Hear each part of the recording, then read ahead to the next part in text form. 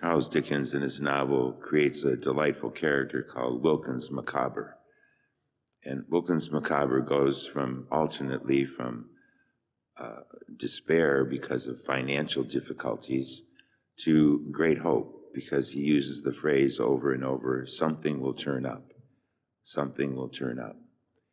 And he becomes a delightful character through the novel, and people remember him because of his optimism.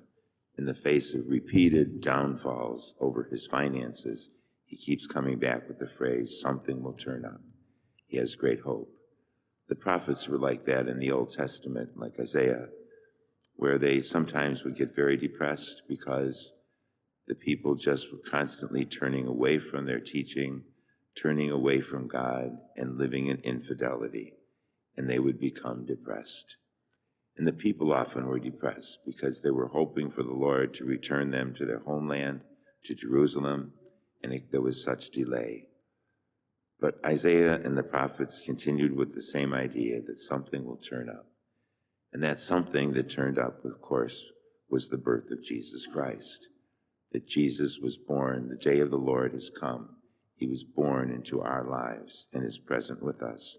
It brings us not only hope, but the realization of the reality of his presence with us now. And yet, the final day of the Lord is yet to come. We don't know when that's going to be. It could be soon, it could be millions of years from now, we don't know. But the point is that one day the Lord will come again and bring together all things for good, and we live in that hope.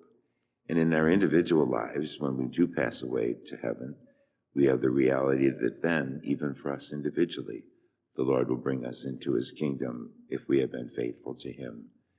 And so the season of Advent continues to bring us hope as we prepare to celebrate the birth of the Savior, who is such a tremendous reality for us in our lives. Let us stand and offer our prayers and petitions.